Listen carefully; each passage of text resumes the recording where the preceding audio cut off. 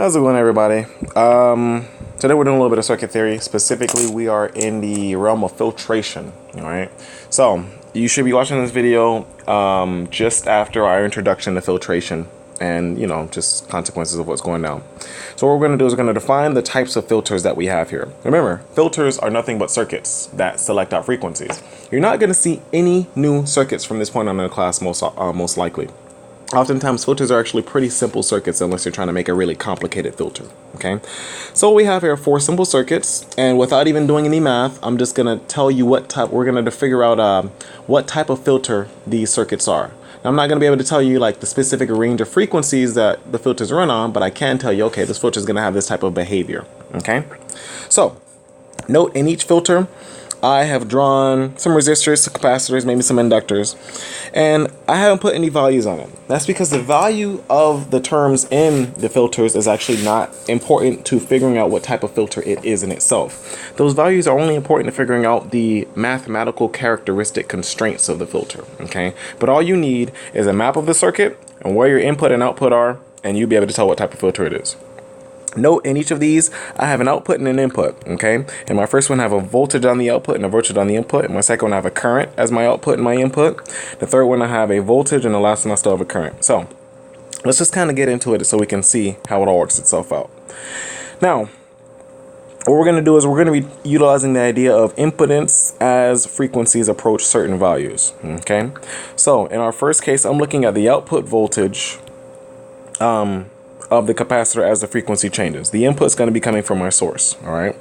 Now, without going into the math, all we have to do is get an understanding of how the capacitor responds to different frequencies. Well, remember, when the frequency approached 0, the impedance of a capacitor approached infinity, okay? And an infinite gives you an open circuit. Excuse me. When the impedance approaches infinity, when frequency approaches infinity, the impedance approaches 0, which is going to approximate a short circuit. Therefore, what we're going to have here is, I guess what I'll do is I have green as my 0 and red as my infinity. So let me do this, and then I can actually draw on my circuits. There we go. So at low frequencies, my capacitor becomes an open. An open does definitely have a voltage existing. So at low frequencies, the voltage checks out. At high frequencies, though, my capacitor is going to short itself out, and the voltage doesn't exist, okay? Therefore, my output doesn't exist on my high frequencies, so I get an X on that bad boy. So basically what I'm saying is, at low frequencies, the voltage passes, all right, the output passes. In the high frequencies, the output does not pass. All right, what I'm talking about here is a low pass filter. Okay, and that's how you do that. So let's take a look at the second one. At the second one, I'm looking at the current passing through the resistor of this circuit. So let's see what we have here. I want to get an understanding of what the inductor is going to do, because the inductor and the capacitor are the ones that have the funky behaviors. All right. Well, at low frequencies, let's see what we have. I guess I'll erase this. Oh no, you know what? It's probably a better idea to just do it in green on the right side. At low frequencies, the inductance of an inductor tends towards 0. 0 is going to approximate a short circuit. And at high frequencies, the inductance of an inductor tends toward infinity. It's going to approximate an open circuit. Okay, so what I have here, should have done that in red. Shame on me.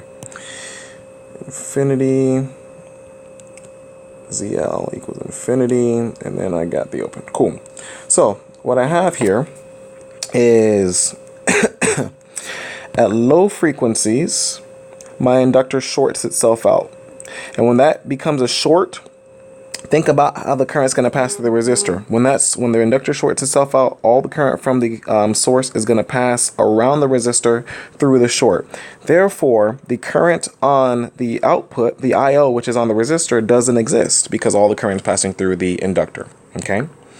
On the high frequency case, my inductor opens itself up. Okay, and we already know that the current through an open cannot be it can't exist. Therefore, all the current is going to pass through. I'm going to just do it in a red line around it, I guess. All the current, excuse me, is going to pass through the resistor instead, which means my IO is actually going to check out. Okay, so at low frequencies, the current does not exist on the resistor, and at high frequencies, it does exist on the resistor. Basically, I'm saying at high frequencies, the signal passes. So this is a high pass filter. Okay, and we're going to do that same thing for more complicated circuits. I used two really simple circuits, and I can just add more jazz to it and just see what happens. All right, so let's see. In this block over here, we're dealing with two capacitors. At the low frequency range, my capacitors are going to turn into opens. So I got an open circuit here, and I've got an open circuit here. All right, as long as there's an open circuit, the voltage can exist. So at low frequencies, the output, which is on... oh, actually, you know what? I did that wrong. Sorry about that, guys. Let me just backtrack. Backtrack. There we go.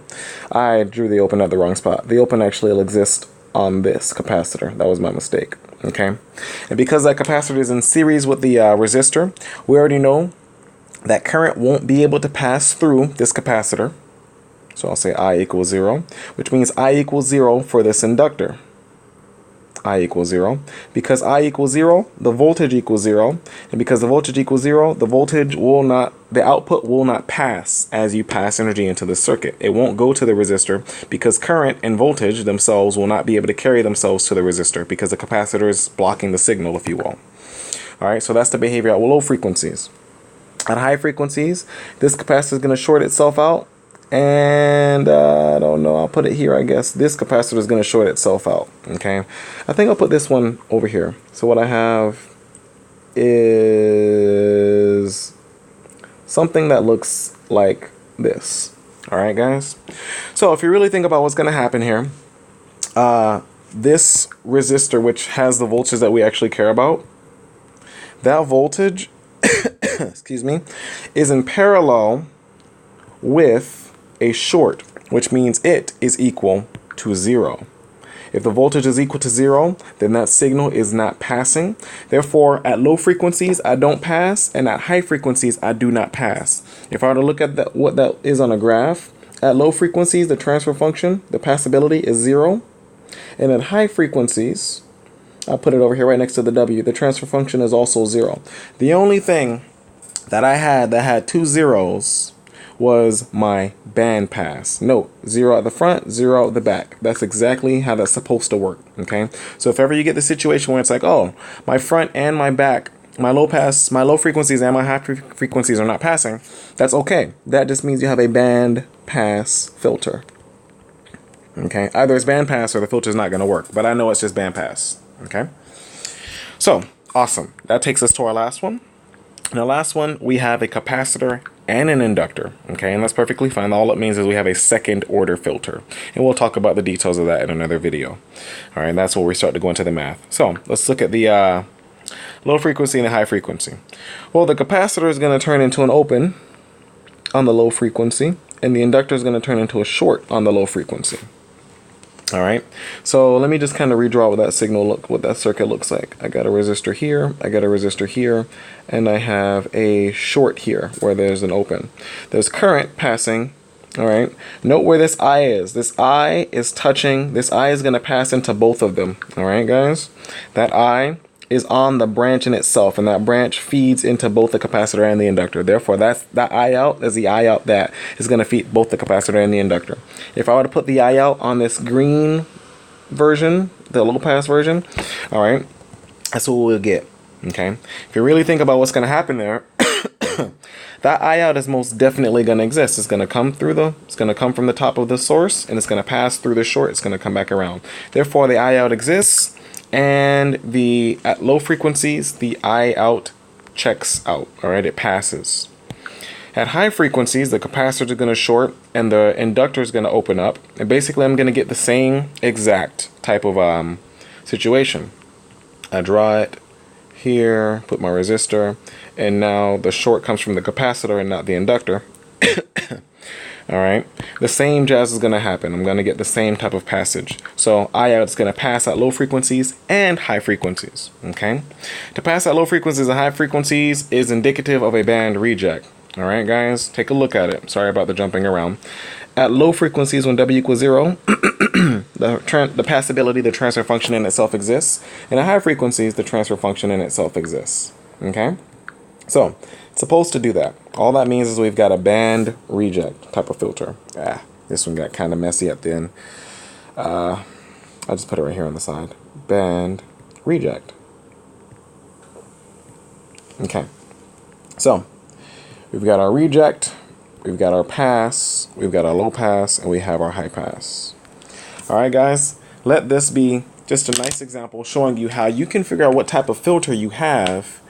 Maybe not the mathematics, but the type of filter by just evaluating the low frequency, high frequency impedance characteristics of capacitors and inductors. All right, all you've got to do is say, oh, when frequencies are low, the capacitor turns into this. When frequencies are high, the inductor turns into this. What am I looking for, be it voltage, current, or power? All right, does the voltage exist on this type of element? Does the voltage not exist on this type of element? So on and so forth, so on and so forth, and you can figure out your filter type, okay? Next, we're going to start looking into the actual mathematics of filters so we can start being able to really analyze some of these circuits that that you'll be encountering in your classes. All right, so let's be the end of our introduction, and after all of this, I hope it helped.